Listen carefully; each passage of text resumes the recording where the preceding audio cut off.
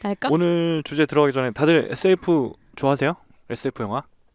어떠세요, 비미님? 저요 너무 좋아하죠. 네. 아 너무 좋아요? 네. 되게 인상 깊었던 SF 영화 뭐가 있을까요? 오늘 다룰 거 말고. 인터스텔라. 아 인터스텔라. 거의 뭐 어떤 사람한테 물어봐도 네. 열에 7분 그러게. 인터스텔라 얘기하지 않을까요? 인터스텔라 카야는 좋아해요? 그러니까 전 좋아하는 건 아닌데 확실히 그 임팩트 컸던 것 같아요. 그 영화가 나왔던 당시에. 어떤 임팩트가? 그러니까 뭐 그런 그렇나요? 우주 공간 표현하는 느낌이라든지 그런 게 확실히 달랐던 것 같아요. 그리고 실제로 블랙홀을 되게 잘 표현했잖아요. 그래서 그런 보는 맛이 되게 있었던 영화라는 기억이 딱 남아요. 인터스텔라 말고 저 생각나는 거는 그래비티. 아 맞아. 그래비티 생각나고 카야는 또 뭐 있어요? 아 그래비티 맞아요. 그래비티 진짜 좋았고 SF 중에 뭐가 SF. 있을까? 듀온 SF인가? 아 그럼 듄이죠 저는. 듀온 SF예요? 어떻게 생각해요? 듄 SF의 장르라고 볼 수 있죠. 사이언스 않을까? 픽션. 아포칼립스잖아요. 어쨌든 포스트 그럴 수도 아포칼립스. 있고. 스페이스 오페라? 스페이스 오페라. 음, 스페이스 오페라 처음 들어보는 표현인데. 네. 그러네. 듄도 있었고. 약간 우주 관련한 영화 중에는 확실히 그래비티랑 인터스텔라? 이게 진짜 그쵸, 못 거의 따라가죠. 레전드인 것 같고.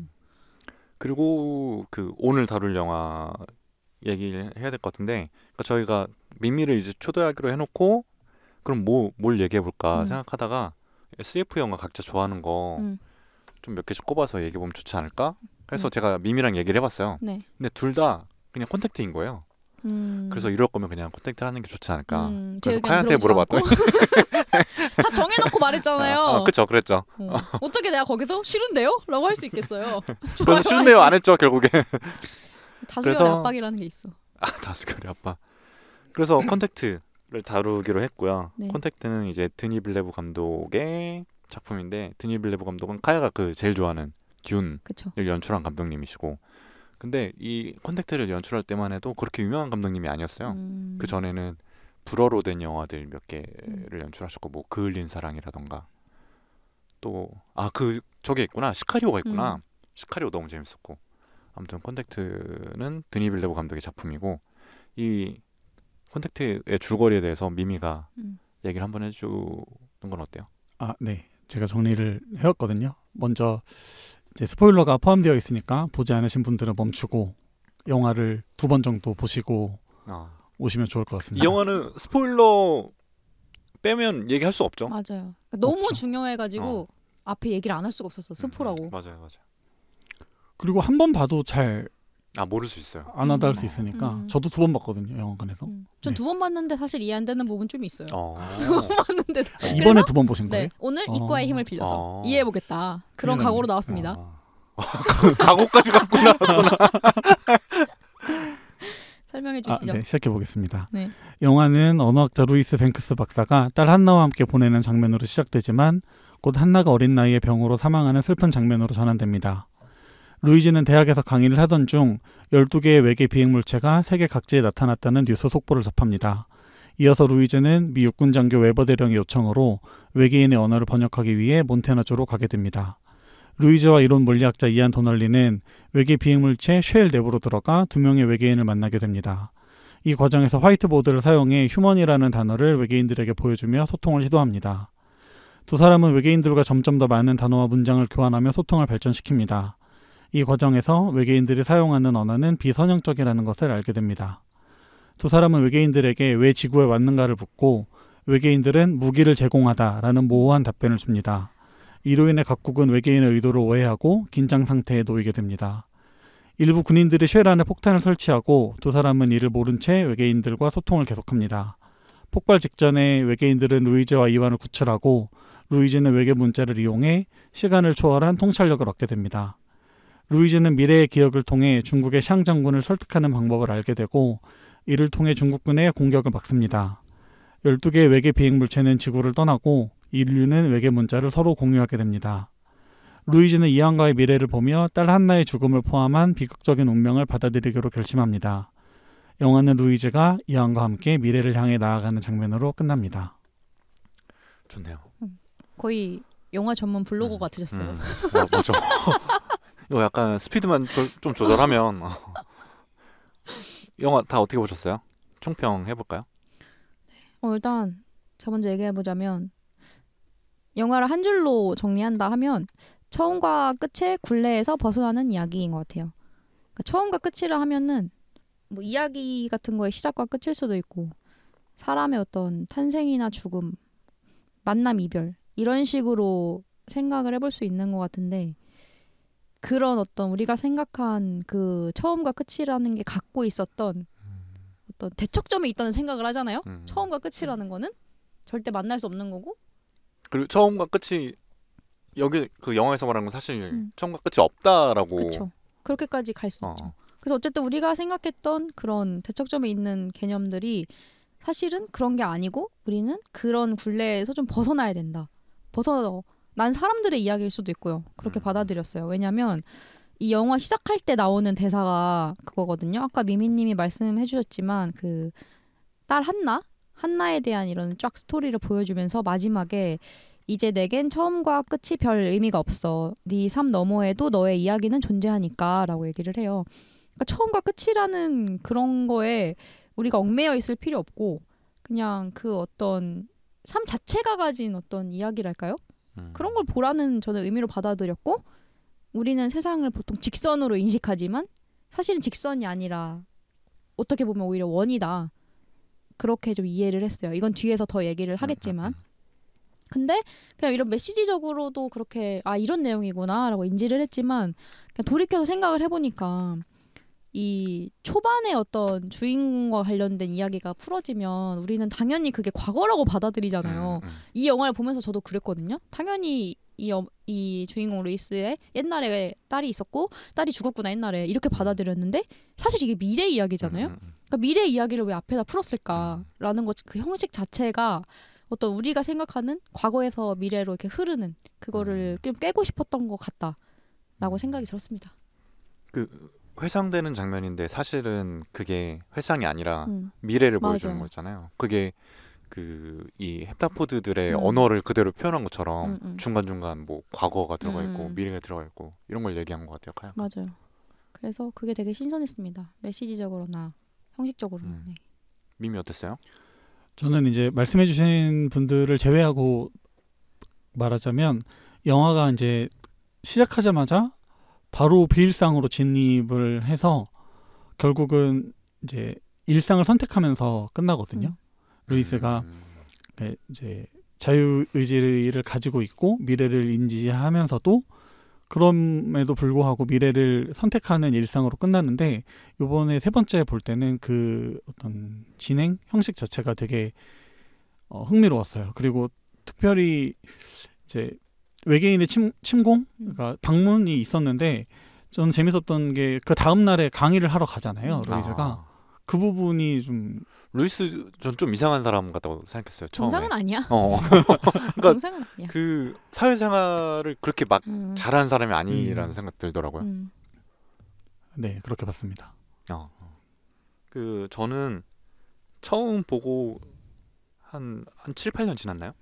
이게 극장에 나온 게 2017년이니까 그 정도 지난 것 같은데 그때보다 이번에 봤을 때 더 되게 아름답다고 느꼈거든요. 왜냐면 그때는 처음에 볼 때는 지적인 이야기라고 생각했어요. 그냥 지식에 대한 이야기, 뭐 언어 결정론이라던가 그 물리학이라던가 이런 거를 다룬 영화라고 생각했다가 지금은 완전 인간에 대한 이야기였구나. 그러니까 우리가 삶을 어떻게 대해야 되나 라는 이야기로 받아들여져서 더 아름다웠었고 이게 SF 한정이 아니라 저는 그냥 영화 전반으로 넓히더라도 올타임 베스트에 들어간 영화. 인생 영화인가요?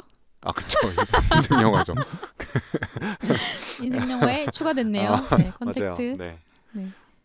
네. 다 좋은 그렇습니다. 평이네요. 다들 진짜 재밌게 봤네요. 네.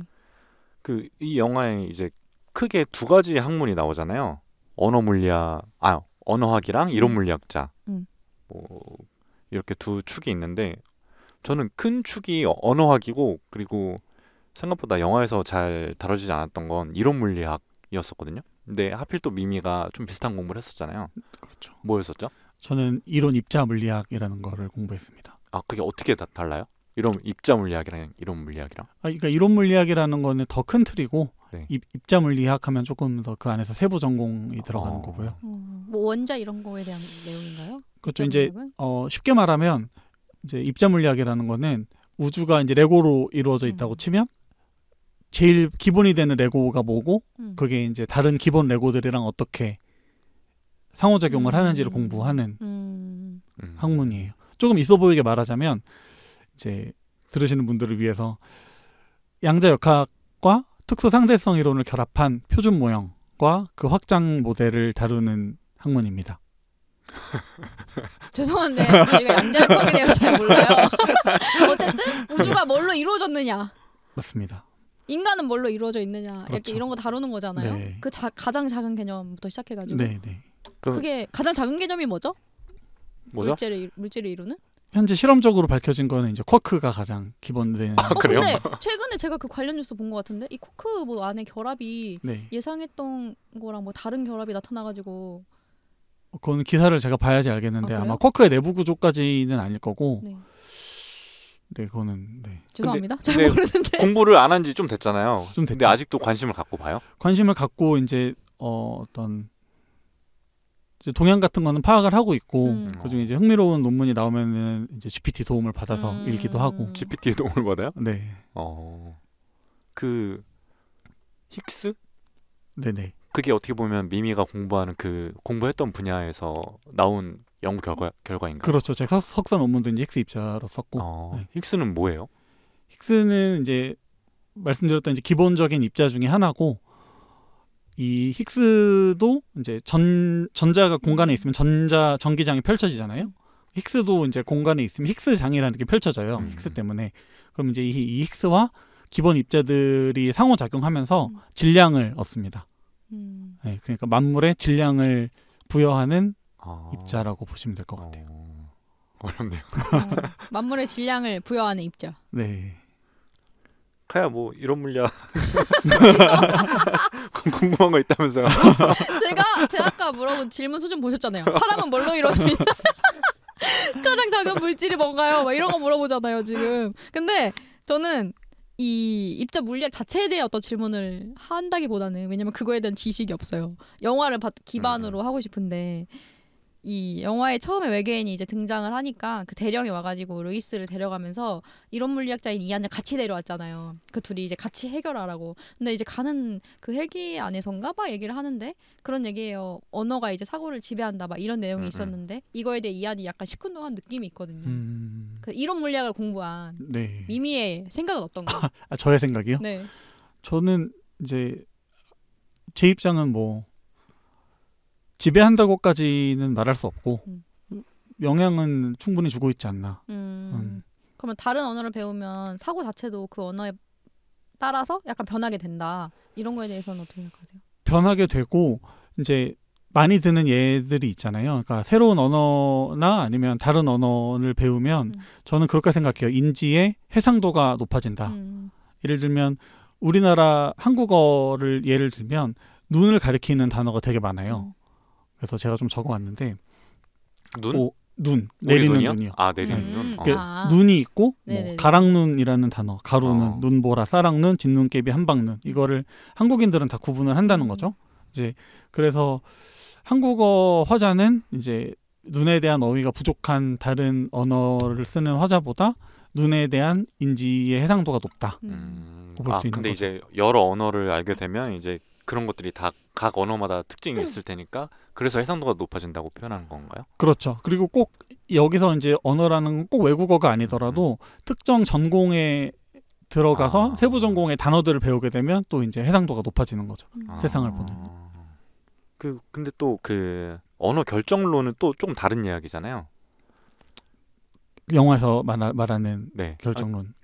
영화에서 말하는 건 사실 그 가설 이름 뭐였죠? 사피오프. 사피오프 가설이고, 이제 언어 결정론은 언어가 있어야 내가 사고를 할 수 있다인 거죠. 그게 다르긴 한 거죠. 제가 제대로 알고 있는 건가요? 그 뭐 저도 정확하게는 모르는데 언어가 있어야 사고를 할 수 있다는 거는 사고를 언어로 할 수는 있는데 이제 언어가 있어야 사고를 할 수 있냐 하면은 저는 잘 모르겠어요. 영화에서는 그런 얘기했던 것 같은데요. 그 얘기도 물론 나왔지만 인류가 발전을 한 게 언어 덕분이냐? 그랬더니 이안이 아니다. 첨단 기술 덕분이라 그랬나? 과학 덕분이라 그랬나? 초석이 언어다, 과학이다 이제 이런 얘기를 어떻게 하죠. 생각하시나요?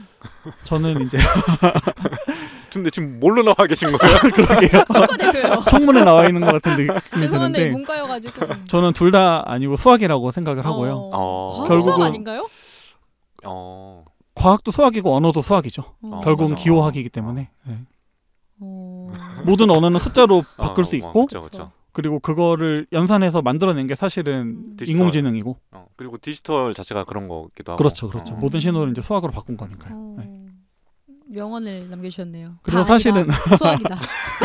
사실은 이제 물리학자와 언어학자가 간다는 게 굉장히 자기적인 설정이라는 생각이 들었어요. 사실은 수학자가 가야 되는데 네. 언어학자가 간다는 것 자체가 사실 그건 주제를 설정을 한 나타내는 거죠. 설정이다. 좋습니다. 하나만 더 여쭤봐도 될까요? 뭐 많이 여쭤봐요. 그 영화 보면 그 외계인들이 타고 온 비행물체 있잖아요. 쉘이라고 부르는. 네네. 480m라 그랬나? 그게 뭐 엄청난 길인데 그게 지구에 만약에 왔어요. 와서 이제 사람이 그 안에 들어가는데 거기에서 이 루이스랑 이안이 어떤 장치도 안 하고 그냥 안에 있잖아요. 그게 가능한가? 근데 그거는 이제 쉘에 대한 어떤 정의가 안 되어 있어서 뭐 미미가 대답을 못 하지 않을까요? 근데 그 왜 궁금했냐면 그 쉘에 그 외계 생명체들이 있는 거잖아요. 그럼 걔네는 지구의 어떤 그러니까 그 안에서의 어떤 대기나 이런 것들이 지구랑 분명히 다르게 설정했을 거잖아요. 걔네는 지구에 사는 애들이 아니니까. 근데 어떻게 지구인이 거기서 버틸 수가 있는 거지? 그래서 차폐막 같은 게 있고 그런 거 아닌가요? 그럼 그 안은 지구인이 살 수 있는 환경으로 만들어준 거네요? 그렇죠. 중력 방향을 좀 바꾸기는 하던데 영화 보니까. 네.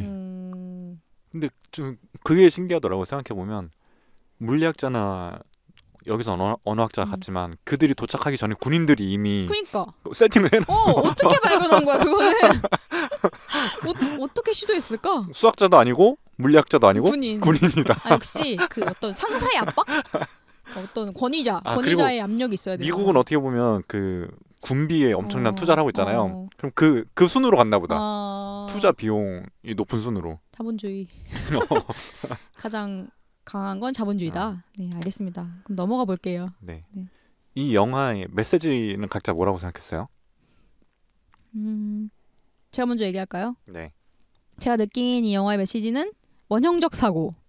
원형적 사고 아니고요. 원형적 사고 아니고 원형적 사고입니다. 왜냐하면 제가 아까도 말씀드렸지만 우리는 보통 시작과 끝이 직선상에 있어서 시작에서부터 끝으로 흘러간다 생각하지만 이 영화가 얘기하는 거는 시작과 끝은 동시에 발생하는 것 같아요. 그래서 동시에 인식을 하는 것도 마찬가지고 그래서 그 외계인들이 의사표현을 할 때도 이렇게 잉크 같은 거를 막 쏘는데 그 언어 자체도 원어로 이렇게 돼 있잖아요. 원을 기반으로. 그런 걸 되게 많이 드러내고 싶었던 것 같아요. 영화에서. 그래서 우리가 뭔가 이렇게 직선이라고 인식하던 거를 그냥 순환하고 시작과 끝이 맞닿아 있는 거라고 인지를 해야 된다 우리가. 근데 그렇게 하면 좀 쉬운 게 어떻게 보면은 약간 운명론 쪽이랑 비슷한데 어떤 일이 벌어졌을 때 만약에 누가 태어나거나 죽었을 때 이미 이건 정해진 일이라고 약간 받아들이게 되는 그게 있는 것 같아요. 그게 좀 더 마음이 편해. 시작과 동시에 끝도 있었다라는 느낌으로 저는 받아들였어요. 저는 어떻게 보면 그 비슷한 얘기인 것 같은데 이게 그 여자 주인공이 루이스가 미래를 알게 되잖아요. 미래를 알게 되고 딸이 죽는다는 걸 알고 있으면서도 이제 살아가잖아요. 저는 그래서 한 문장으로 하면 그럼에도 불구하고인 것 같고 그게 뭐냐면 그러니까 딸이 죽을 걸 알면서도 그럼에도 불구하고 이 아이를 낳고 이 아이를 만나고 만약에 사랑을 주고 이런 행동들이 어떻게 보면 그냥 우리의 삶이랑 똑같은 것 같아요. 그러니까 우리 어차피 죽을 거 알잖아요. 죽을 거 아는데도 이렇게 되게 열심히 충실히 살아가고 그런 것들이 어떻게 보면 이 영화의 메시지 아닌가. 그 카야가 말하는 원형적 사고 거기에 다 있지 않나 라고 생각했어요. 미미는요? 저는 이제 그런 개념이 있잖아요. 시간은 상대적이다. 근데 이 영화는 저는 이제 상대성에 대한 얘기라고 생각을 했어요. 그래서 이제 많이 말씀하셨지만 가장 두드러지게 나타나는 거는 언어적인 상대성인데 이제 가만 생각해 보면 이제 이들이 경험하는 시간 스케일도 차이가 있다는 거를 추측할 수가 있어요. 왜 그러냐면 영화에서는 3000년 후에 인류의 도움을 받는다라고 말을 하는데 그 얘기는 누군가는 헵타포드 중에 누군가는 3000년 후의 기억을 가지고 있고 그렇다는 얘기는 3000년 후까지 생존해 있는 헵타포드가 있다는 뜻이거든요. 네. 그러면 이제 경험하는 시간의 스케일이 다른데 그럼에도 불구하고 이제 지구에서 만나서 소통을 하고 그 상대성을 넘어서 이제 서로가 서로에게 다가가는 내용이 아닌가. 3000년은 그 인간의 3000년을 말한 거겠죠? 지구에서의 3000년? 그렇겠죠? 네. 지구 기준으로 말을 해준 것 같은데. 물론 3000년을 살 수도 있고 이제 헵타포드들이 살고 있는 행성의 중력이 더 강할 수도 있고. 중력이 강하면 시간이 어떻게 흐르죠? 천천히 흐릅니다. 네. 약간 그런 면에서는 삼체랑 좀 비슷해요. 삼체 보셨어요? 이미? 삼체 안 봤어요. 삼체도 그 외계의 그 삼체인들이 그 미래를 보고 오는 거거든요. 미래에 이렇게 될 일을 자기네들이 알아서 그거에 대비하기 위해 인류의 그 발전을 막기 위해 이제 오는 약간 이런 설정이거든요. 그러니까 그 거기서는 삼체에서는 인류가 어떤 자기들한테 해를 끼치니까 그걸 막으려고 오는 거예요. 자세히는 기억 안 나지만 벌써 해라기보다 어쨌든 그걸 막기 위해서 오는 건 맞았어요. 컨택트에서는 서로 돕기 위해서 오는 거잖아요. 그래서 카야가 질문 뭐 적어준 거 있던데요? 그래서 이게 아까 말씀하신 3000년 후에 인간이 우리를 도와줄 거기 때문에 뭔가 남기겠다라고 하고 이제 온 거잖아요, 외계인들이. 근데 이제 그러면 외계인들이 결국에 남기고 간 거를 우리가 뭐라고 생각해야 되냐라는 게 약간 제 질문인데. 그게 그 능력 아니에요? 헵타포드 문자라고 영화에서는 헵타포드 문자를 통해서 이제 미래를 알게 되는 그 능력. 그러면은 그 어떻게 보면 루이스에게만 그게 발현이 되고 있는데 그 언어를 깨친 사람들은 그럼 다 미래를 보게 되는 걸까? 설정상으로는 그런 것 같던데요. 그걸 의도하고 온 거 아닐까요? 그런 능력을 다 갖게 해서 자기네들의 어떤 시간에 대한 개념과 동일하게 그런 걸 인지하게 하도록. 그리고 3000년 후에 어쨌든 인류의 도움을 받기 위해서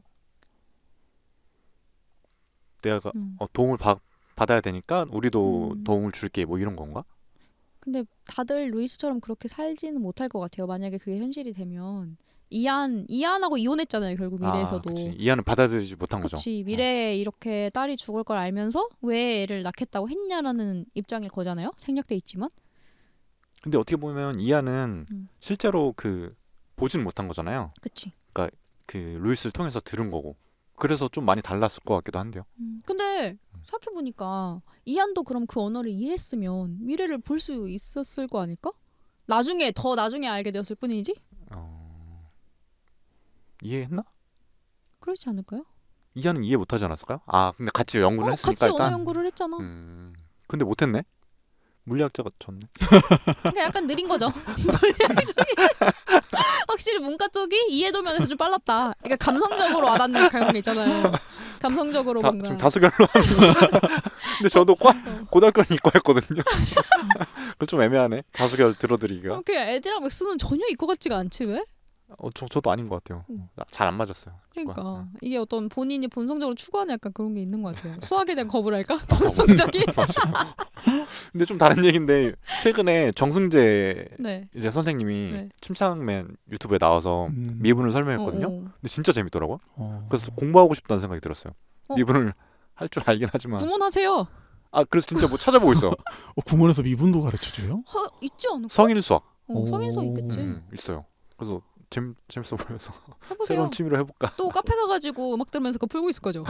진짜 꼴보기 싫어. 나 괜히 카페 가가지고 수업 미적분 악책 이렇게 두꺼운 거 들고 가서. 진짜 꼴보기 싫어 진짜. 그런 의미에서라면 구몬은 별로 멋이 없네요. 그렇지. 그런보다는 뭔가 교재여야지. 다른 교재. 네, 또 쓸데없는 말이었고요. 네. 그리고 또 제가 미미님한테 여쭤보고 싶은 게 있었는데 이 외계인들이 마지막으로 막 뭐라고 이제 언어를 썼는데 루이스가 그거 해석을 못 하잖아요. 그리고 해석을 못한 건 아니고 그거를 이제 다른 나라에서는 무기를 쓰다, 뭐 무기를 주다 이런 의미로 이제 해석을 해버리니까 루이스는 그게 아니다, 다른 의미다라고 막 하고 싶었는데 못하고 막 절망에 빠져 있었는데 이안이 그거를 이제 해내는데 이걸 어떻게 알아냈어 했더니 그 외계인들이 글씨를 쓴 영역을 뭐 데이터화 어떻게 해가지고 봤더니 데이터화된 영역이 안 된 영역에 비해서 그 비율을 따져보니 12분의 1이었다.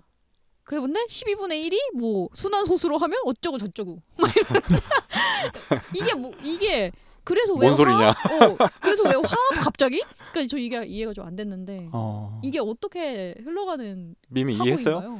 그건 그냥 쉘이 12개기도 하고 이제 그 데이터의 빈 공간을 따져봤더니 이제 12분의 1만 있다고 하는 거거든요. 그러면 이제 이게 12개만큼 있으면 데이터가 꽉꽉 찬다 이렇게 추론할 수도 있는 거고 이제 쉘이 12개가 왔으니까 12개의 쉘에서 얻은 정보를 합치면 온전한 정보가 될 거다 이제 이런 식으로 추론한 것 같아요. 근데 그 순환소수 얘기는 왜 하는 거죠? 그 12분의 1이라고만 하면 되지 않아? 뭐 그렇죠. 맞아요. 그러니까 이게 더 헷갈리는 게 네. 차라리 12분의 1이야.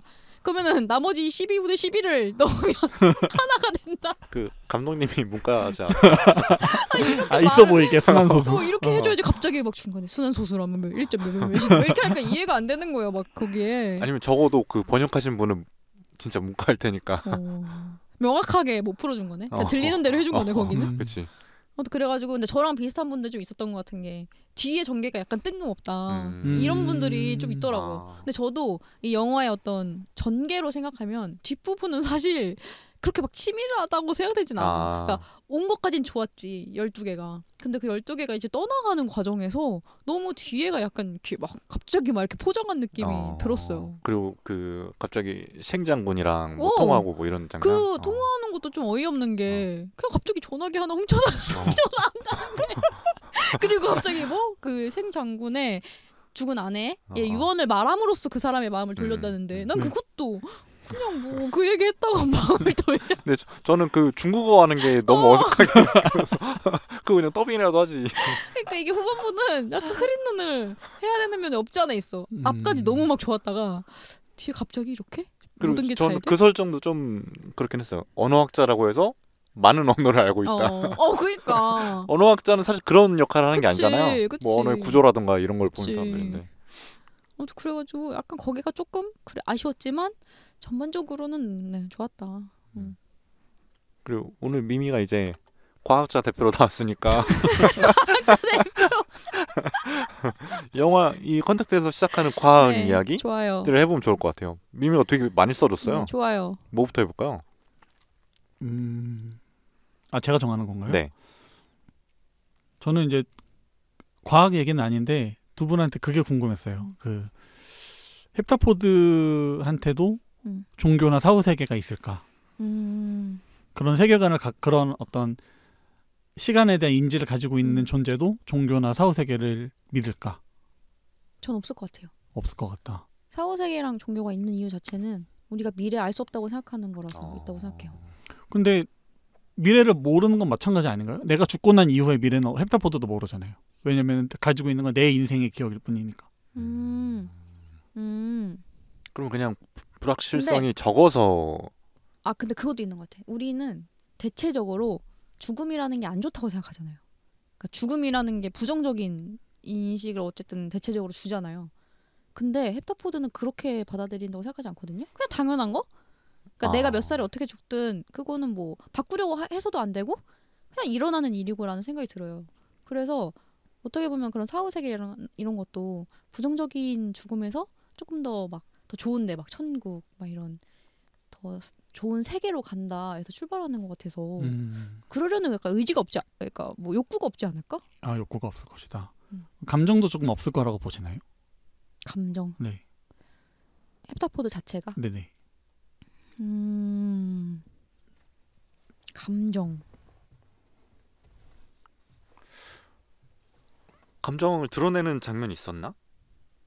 저는 있는 것 같아요. 있는 것 같다. 네. 있는 것 같아요. 뭐 무슨 말 하려고 했어요? 그게 실제로 감정을 드러낸 건지 그냥 정해진 미래대로 행동한 건지는 모르죠. 그건 이제 감정이 있어 보인다 하는 건 이제 인간의 해석이고. 그건 그냥 우리의 해석이니까. 네. 근데 뭐 감정이 복합적으로 있는지는 모르겠어요. 근데 아주 단순한 카테고리의 감정이라도 있기는 할 것 같아. 맥스님 어떻게 생각하세요? 종교, 사후세계. 저는 일단 저조차도 그걸 안 갖고 있는데.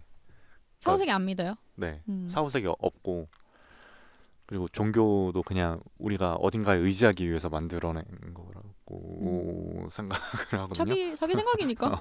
애디 없으니까 그냥 편하게 말해요. 왜요? 에디님이랑 뭐라고 애디 말씀하세요? 기독교. 기독교. 근데 교회 안 가. 근데 언젠간 돌아갈 거라고 생각한대요. 미래를 알고 있나 봐요. 그러니까 저조차도 그런데 저보다 이제 본인의 인생을 세세하게 잘 알고 있는 헵타포드들은 더 이제 그런 뭐 의지할 때라던가 이런 게 필요 없지 않을까? 라는 생각이 들어요. 어떨 것 같은데요? 종교에 관해서요? 네. 저는 종교가 있는지 없는지는 잘 모르겠는데 그런 생각을 좀 했어요. 이제 그 불교를 보시면 불교의 이제 핵심 교리가 사성제라는 게 있는데 그거에 따르면 이제 인간의 모든 고통은 무지에서 온다고 되어 있어요. 모르기 때문에 고통이 생기고 이제 거기서 이제 벗어나는 게 해탈이라고 아주 거칠게 정리할 수 있는데 그런 면에서 보면 헵타포드들은 어떤 자기 인생 한 해에서지만 처음과 끝을 모두 다 기억하고 있잖아요. 그렇기 때문에 불교적으로 보면 깨달은 존재들이 아닌가. 해탈한 존재들. 네. 그런 생각을 좀 하면서 영화를 봤어요. 깨달은 자는 저런 모습이지 않을까. 약간 루이스 같기도 해요. 루이스도 뭔가 미래를 보게 됨으로써 좀 오히려 현재에 더 충실하게 살게 되는 게 오히려 해탈한 느낌이 들어.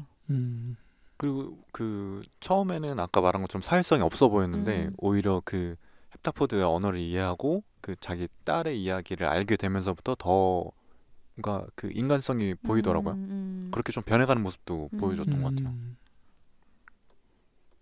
또 뭐 있을까요? 이제 과학하러 나왔으니까 과학하러 나오신 거군요. 과학자 대표.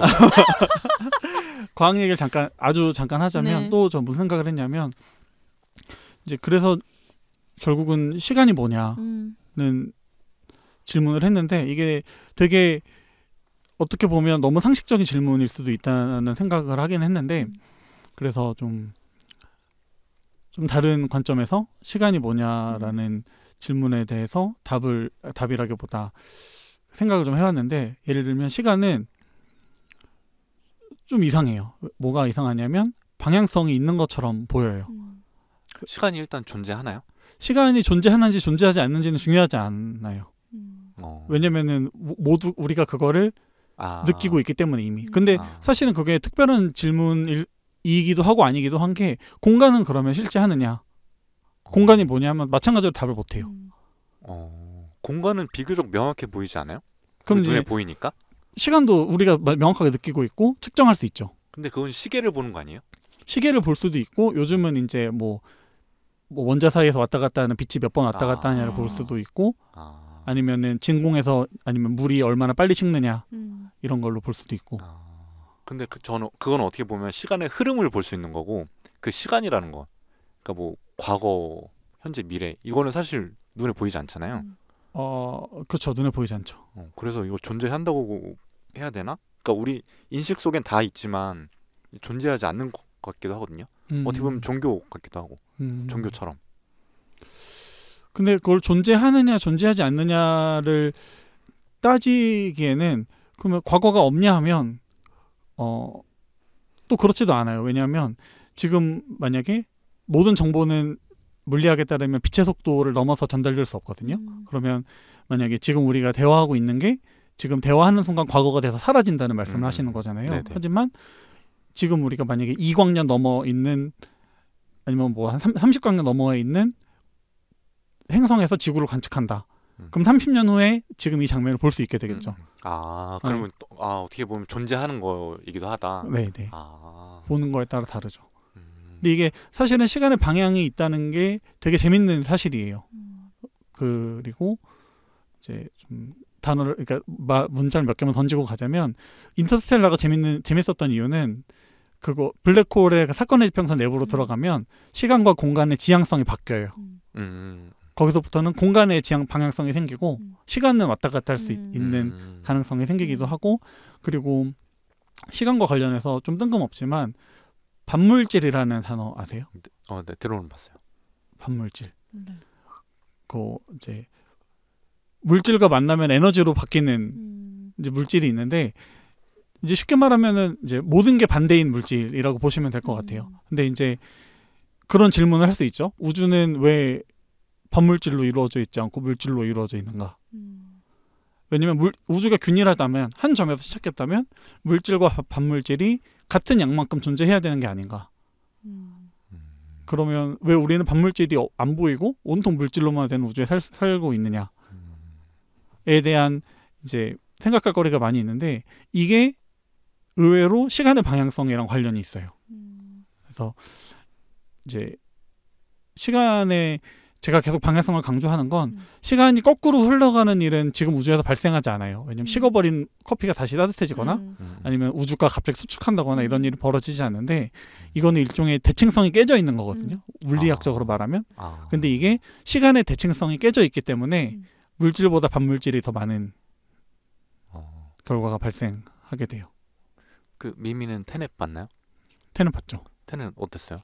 테넷 재밌었는데 좀 잘 이해하기가 힘들었어요. 그래 미미도 이야기.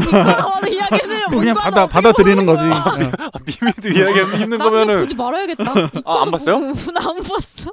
나는 미미도 이해하기 힘든 거면 보통 사람들이 보고 어디서 재미를 느낄 수 있는 건가? 지금 또 의지가 사라졌어요. 봐야 될 거라는. 그럼 안 되겠다. 그리고 갑자기 그 에디가 그런 얘기 가끔 하잖아요. 저보고 미미랑 대화 그만해라. 갑자기 미미랑 얘기하다가 그 에디의 목소리가 들리더라고요. 아니 정리는 해야죠. 정리는 해야 돼. 시간에 방향성이라는 게 있다. 있는 것처럼 보인다. 있는 것처럼 보인다. 있는 것처럼 보인다. 근데 그 얘기를 그럼 왜 해주신 거죠? 그게 이제 결국은 이제 영화에서는 시간을 선형이라고도 하고 원형이라고도 하잖아요. 그걸 이제 어떻게 인지하느냐와 이제 다 있는 질문이라고 저는 생각했어요. 이제 시간이라는 게 본질적으로 어떤 성질을 가졌길래 이제 그럼 그 시간의 선형성에서 벗어나려면 현실적으로 우리가 지구를 벗어나는 것밖에 없겠네요. 다른 어떤 굉장히 먼 우주의 어디로 가는 것 그것 외에는 지구에서 시간을 다르게 인식할 수 있는 방법은 없잖아요. 우주의 다른 부분으로 간다고 해서 인지가 바뀔 거라는 건 보장할 수 없죠. 네. 그냥 조금 멀어지는 것뿐 아니에요? 그 사람들이 인식하고 있는 시간에서 조금 더 멀어져서 이제 약간 망각하게 된다? 그 정도 아닌가? 헵타포드 인터는 다른 우주에서 우주의 다른 행성에서 왔는데요. 그럼 나도 다른 행성으로 가면 그렇게 할 수 있지 않을까? 다른 행성으로 가면 어쨌든 지구에선 불가능한 거잖아요. 지금 우리가 살고 있는 지구에서는. 그런가요? 루이스는 해냈으니까. 하실 수 있다. 헵타포드를 루이스 했으면 카야도 한다. 제가 선택받아야 되는 거잖아요. 근데 저는 영화 보면서 그 생각 진짜 많이 했어요. 어떤 이 헵타포드적인 사고 하고 싶다. 나도. 그래요? 왜요? 그냥 저는 오히려 다 알고 싶다인 건가? 그냥 그런 시작과 끝을 아는 게 현실 순간을 살아가는 데는 더 도움이 되는 것 같아요. 차라리. 그럼 불확실성이 제거되면 오히려 삶에 충실하게 된다 그런 거예요? 그런 것 같아요. 왜냐하면 그 헵타포드들의 특징은 그냥 제가 생각하기에는 우리는 막 지금 우리가 미래를 알게 되면 오히려 더 불안할 것 같잖아요. 만약에 예를 들어 내가 언제 죽는 것까지 알고 있으면 근데 헵타포드들은 그렇지 않잖아요. 그냥 그걸 당연하게 받아들이는 것 자체도 갖고 있는 거잖아요. 그런 사고에. 그러니까 오히려 차라리 그런 인식을 하게 되면 뭔가 매일매일 순간에 차라리 더 충만하게 살 수 있을 것 같다. 차라리. 그러면 그 본인이 언제 어떻게 죽는지 알고 싶어요? 그러니까 헵타포드적인 인식을 한다면. 근데 지금 인간의 사고에서 내가 언제 죽는지를 알게 되면은 그것대로 불안하겠죠. 미미는요? 죽는지 알고 싶은지 아닌지요? 알면 불안해서 못 살지 않을까요? 그래 나는 알면 마음 편할 것 같은데. 오히려? 난 오히려 알게 되면 그러니까 그게 구체적으로 딱 숫자로 다가오면은 확실히 좀 쫄릴 것 같긴 해. 그 숫자가 줄어들수록. 그게 뭐 멀든 가깝든. 사람이라는 게 그렇지 않을까? 그러니까 저는 알면 전 엄청난 피잖아요. 오히려 계획을 하게 되지 않을까라는 생각해요. 더 착실하게 살려고. 그 남아 있는 걸 아니까. 남아 있는 걸 내가 어떻게 써야 돼, 어떻게 써야 할지 계획을 하지 않을까? 왜요? 안 그럴 것 같은데. 저도요. 내일부터 시작하자라고 할 것 같은데요? 1년 전부터 시작해. 미미는 이거 책도 봤죠? 책 봤죠. 테드 창 소설. 네. 어땠어요? 많이 달라요? 일단 루이스의 태도가 조금 다르고요. 영화에서는 적극적으로 선택하잖아요. 근데 책에서는 조금 더 순응하는 느낌. 어디에 순응해요? 그냥 그 시간의 흐름에. 네, 그러니까 영화에서는 적극적으로 딸을 낳기로 선택하는 것 같이 보이는데 책에서는 좀 더 순응하는 느낌이고. 그리고 사실은 선택할 수가 없는 거 아니에요? 정해져 있으니까. 결혼 안 할 수 있지 이한이랑. 그런가? 저도 선택할 수 있는 것 같아요. 그래요? 네. 그러면 안 할 수 있죠. 그럼 선택을 안 하는 순간 그게 또 그 내가 알고 있는 미래가 바뀌는 거겠죠? 그건 이제 감독님 모순이 되는 거죠. 네. 근데 그럴 것 같은 게 거기서 영화에서 막 그런 얘기 나오지 않아요? 그러니까 우리는 현실만 미래에 영향을 줄 수 있다 생각하지만 미래도 현실에 영향을 준다. 그래서 바꿀 수 있는 것 같은데 그게 바로 미래에 대한 영향을 받는 거잖아요, 현실이. 근데 확실히 그 우리가 그냥 기본적인 인식 사고 자체가 과거에서 미래로 흐른다라고 되어 있으니까 이 벗어나. 이야기들이 되게 어렵네요. 그러니까 거기서 못 벗어난다니까. 서로 대화가 지금 되게 어렵네. 그죠? 그냥 어떤 애매하게는 뭔가를 어렴풋이 알겠지만 그걸 우리가 굉장히 체계적으로 설명하지도 못한다. 그거 아시죠? 잘 모르는 애들 특징. 대충 알 것 같은데 말로 하라 그러면 못한다. 딱 그거예요 지금. 맞아. 난 영화 다 이해했다고 생각했는데 또 얘기하다 보니까 어려워지네요. 설명을 못하겠어. 어쨌든 그런 것 같습니다. 책은 추천하나요? 책이 조금 더 이제 지적인 흥미를 더 만족시켜주기는 하는데요. 저는 어렵다는 얘기네요. 어렵다기보다도 좀 더 친절해요 설명이. 그래요? 네, 이제 헵터포드 언어에 대한 특징이 조금 더 알아들을 수 있게 되어 있고 알아듣기 쉽게 되어 있고 물리 어떤 원칙 같은 거를 써가면서. 근데 둘 중에 하나만 추천하라면 저 영화 보라고 할 것 같아요. 왜냐면은 그 음악이 너무 좋더라고요. 맞아. 맞아. 사운드인 것 같아요. 영화 아까 음악이라기보다. 네, 사운드가 너무 좋아. 그리고 저는 저도 책을 아주 예전에 본 기억이 있거든요. 근데 그게 대단한 것 같아요. 그렇게 헵타포드의 비주얼을 만들어내고 그들이 쓰는 언어를 또 비주얼라이징 했잖아요. 맞아. 그런 것들이 대단하더라고요. 총점하고 별점하고 끝낼까요? 좋습니다. 근데 이번에 제가 갑자기 깨달은 게 컨택트 영화를 재밌게 보신 분들은 그 대탈출 시즌 2에 검은 탑 에피소드가 있거든요. 근데 이게 완전 컨택트로 생각해보니까 오마주했더라고요. 그게 어떤 지구에 검은 탑이라는 게 생겨가지고 걔네의 이제 언어를 막 분석해야 되는 완전 그런 내용으로 펼쳐지거든요. 그것도 보시면 좋겠네요. 거기서 영향을 많이 받으신 것 같아요. 약간 비슷한 게 되게 많이 나와.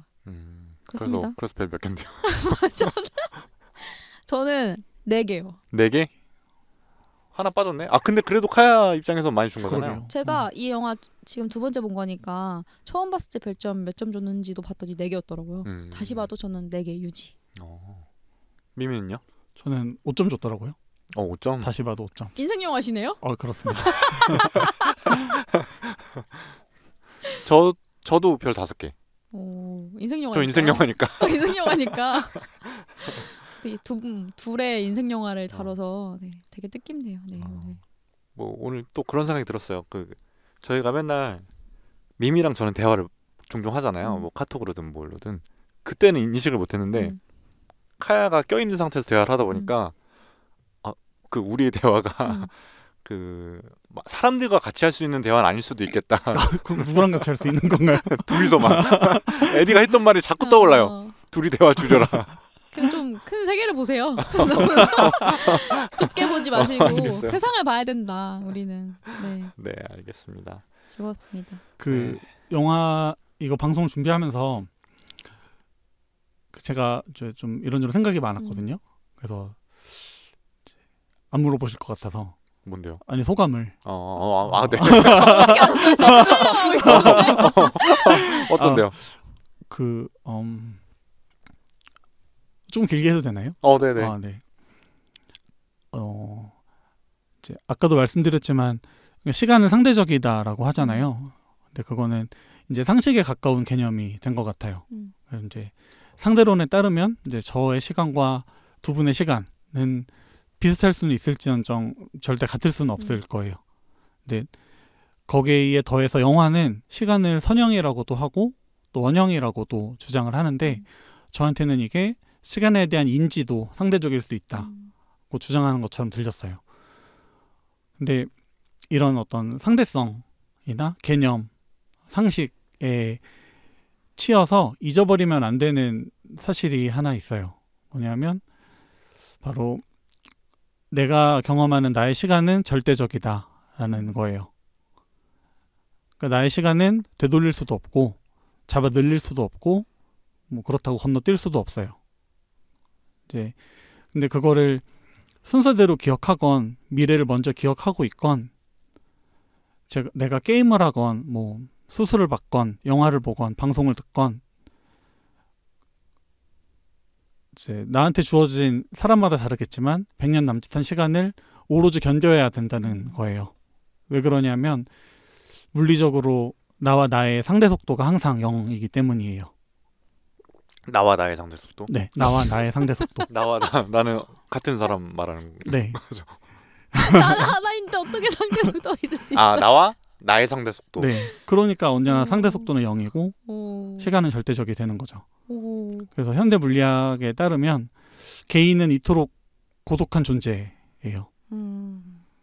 하지만 저는 무슨 생각이 들었냐면 오히려 그렇기 때문에 나한테 주어진 삶을 긍정할 수 있는 어떤 근거가 되지 않을까 이런 생각을 했어요. 왜 그러냐면 이제 삶은 축복이기도 하고 또 자주 저주이기도 하지만 온전히 또 오로지 나한테만 주어진 거니까.